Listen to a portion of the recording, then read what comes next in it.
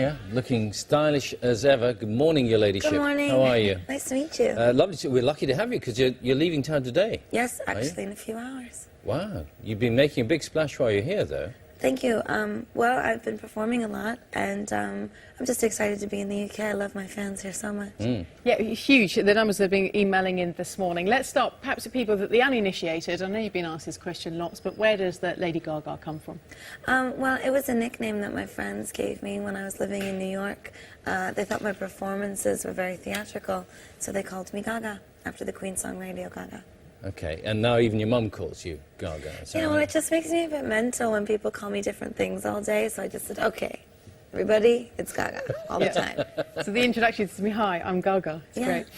So tell us a little bit about you as well, because unlike some other pop sensations, shall we say, you've really earned your stripes. You've worked on the New York circuit, you've done lots of gigs from quite a young age. You said your mum first took you to a gig, when you were 14? Yes. Well, I guess you could say that I did pop music the way that rock bands do rock music. I worked my way up the club circuit, and I performed in the underground burlesque scene for a long time, and did my own thing. But you're also classically trained. Yes. Aren't you? So you started playing piano at the age of 4? Yeah, when I was 4, I started by ear, and then I started to take lessons, learned how to read music. Then I got into ragtime, and then I discovered the Beatles, and I started writing. Oh, very good. And actually, you played a different version of Poker Face on the radio the other day, which I prefer because it shows off your musicality much more. We'll just have a quick look at it, shall we? Well, thank you. The sand, 'cause I am marvelous, I'm marvelous, I'm marvelous, I'm marvelous, so marvelous. Can't read my poker.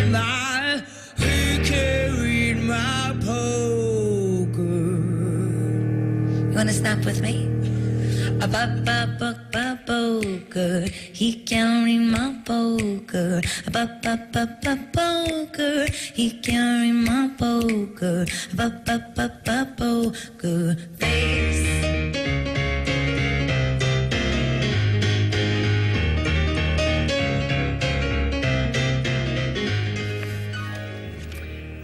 Excellent stuff. And is it a source of pride for you? I guess it must be, really, the fact that you are a trained musician, that you write all your own songs. The whole of the album was penned by you. I don't know if it's a source of pride. I don't like to necessarily use that word, but I'm quite confident in my abilities as a songwriter and as a musician, and it's, you know, very different for pop music. Everybody sort of posits that pop music is lowbrow and it's manufactured and it's plastic, and I intend to do away with all those sorts of rumors. Have you been surprised by the sort of the extraordinary success you've had in this country?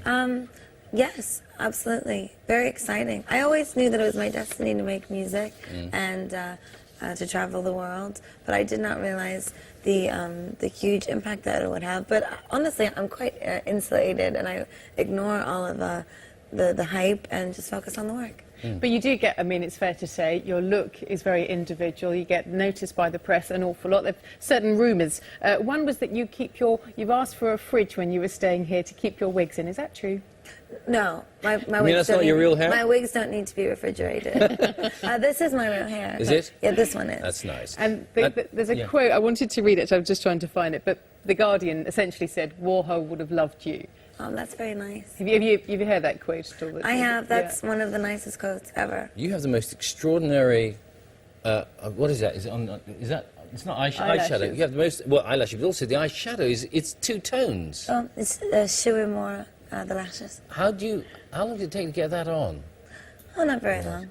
I'm a glamour girl. It's black and white. It looks marvellous. I used to put on eyelashes in the corner of bars by myself with no mirrors. In the dark, poking yourself in the eye. You said that you want to change the pop world one sequin at a time. What do you exactly mean by that? What's next for you? Well, you know, I said that a long time ago. But really, what that quote's all about is, I think sometimes that in all kinds of music and in pop culture, artists tend to take themselves way too seriously and don't just enjoy the fun of making music and making videos and making an impact on culture. So I just have a good time. A sequin to me is representative of a good time. Well, it's been lovely to have you with us Where's the teacup? You've Yeah. had this marvelous She's too teacup. famous. She's stealing my thunder. I left her in the dressing room. Yes, I've got a new one over there. She has a the teacup now has a personality. You know, all of its own. it's really powerful imagery, isn't it? It is. That I carry a teacup for one day, and now everybody knows what color it looks like and the pattern, and it's so famous. And I looked at her this morning, and I said, "You're stealing my thunder. Yeah. You're staying It'll home." be getting its own agent next if it's not very Yeah, good. she's going to leave me.